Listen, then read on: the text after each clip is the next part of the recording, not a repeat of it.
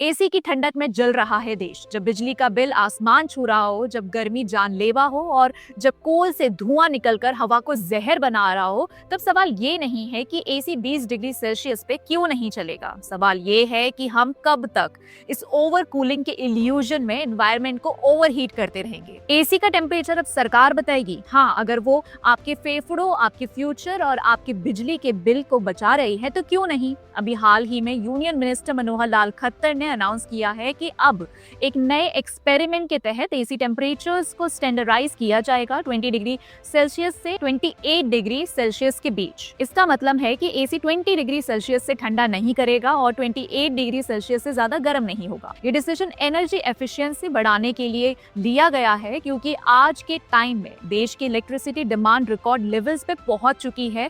9 जून को ही power demand 241 gigawatt तक चली गई थी। लेकिन जैसे ही अनाउंसमेंट आया, अपोजिशन से तुरंत आलोचना शुरू हो गई। कांग्रेस की सुप्रिया श्रीनेत ने इस डिसीजन का मजाक उड़ाया और इसे सरकार की गलत प्रायोरिटी बताया। उन्होंने सरकास्टिकली कहा, ये देश की सबसे बड़ी समस्या है, ये है सरकार की प्राथमिकता। अब अगला फैसला क्या होगा, कौन कितना पानी पिएगा, कौन दिन में कितनी सांस लेगा, हद है। उनका कहना था कि सरकार लोगों की पर्सनल लाइफ में दखल दे रही है, अब एसी का टेम्परेचर भी गवर्नमेंट बताएगी। श्रीनेत ने इस पूरी पॉलिसी को लाइटली लिया, जैसे ये कोई नॉन सीरियस इशू हो। लेकिन सुप्रिया श्रीनेत जैसे लोगों को शायद याद दिलाना पड़ेगा कि क्लाइमेट क्राइसिस मजाक नहीं है। 2024 में भारत ने अपना सबसे ज्यादा गर्म साल रिकॉर्ड किया है। हर साल गर्मी के नए एक्सट्रीम्स टूट रहे हैं और उसका इम्पैक्ट सिर्फ डिस्कम्फर्ट नहीं, जानलेवा हीट वेव्स के रूप में सामने आ रहा है। ऐसे में एसी जरूरी है, लेकिन ज्यादा कूलिंग का नुकसान भी है। हर बार जब आप एसी का टेम्परेचर 18 या 20 डिग्री सेल्सियस पे सेट करते हो, उसके लिए एक्स्ट्रा इलेक्ट्रिसिटी लगती है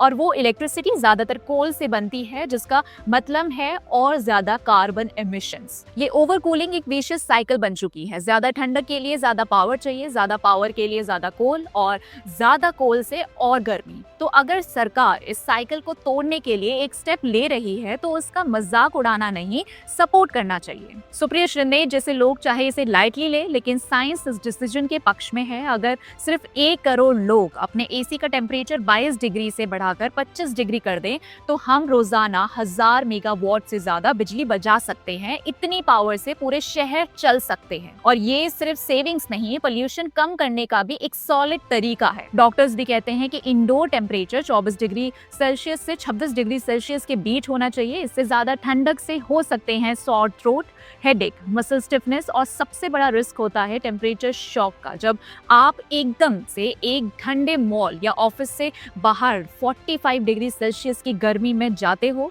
ये सडन चेंज ब्लड प्रेशर बढ़ा सकता है, इम्यूनिटी को इफेक्ट कर सकता है और स्पेशली बच्चों और बुजुर्गों के लिए डेंजरस होता है। तो ये रूल सिर्फ एनवायरनमेंट नहीं, आपकी हेल्थ के लिए भी एक प्रोटेक्टिव स्टेप है। तो जब आप पूरी तस्वीर देखते हो तो ये फैसला सिर्फ एक टेम्परेचर सेटिंग का रूल नहीं, बल्कि हेल्थ, एनवायरनमेंट और एनर्जी सेविंग्स का एक स्मार्ट कॉम्बिनेशन है। इससे बीमारियां कम होती हैं, क्योंकि ठंडे से होने वाले हेल्थ इश्यूज कंट्रोल में आते हैं, बिजली का बिल भी कम आता है, कार्बन एमिशंस घटते हैं और सबसे जरूरी बात, लोगों में एक सस्टेनेबल और रिस्पॉन्सिबल लाइफस्टाइल का हैबिट डेवलप होता है। ये कोई जबरदस्ती नहीं है, ये सिर्फ एक जेंटल नज है कि हम थोड़ा सोच समझकर एसी का यूज करें। आपके कंफर्ट पर बैन नहीं लगा है, लेकिन क्लाइमेट के लिए कॉन्शियस होना जरूरी है। और अगर सरकार पब्लिक गुड के लिए ऐसे स्टेप्स ले रही है तो उसका मजाक नहीं, सपोर्ट होना चाहिए। यही है स्मार्ट और सेंसिबल गवर्नेंस, जहां आपकी कंफर्ट, हेल्थ और फ्यूचर तीनों का ध्यान रखा जा रहा है। तो अब अगर अगली बार कोई पूछे एसी को भी सरकार चलाएगी, आप जवाब दीजिएगा हाँ। अगर वो देश को जलने से बचा रही है तो चलाएगी भी और सिखाएगी भी। आपके इस पर क्या विचार हैं, कमेंट में जरूर बताइएगा और आप अपने एसी का टेम्परेचर क्या रखते हैं वो भी बताइएगा। इसी के साथ अगर वीडियो पसंद आया हो तो लाइक, शेयर और चैनल को सब्सक्राइब करना ना भूलें। इसी के साथ मिलते हैं अगले वीडियो में, तब तक के लिए जय हिंद।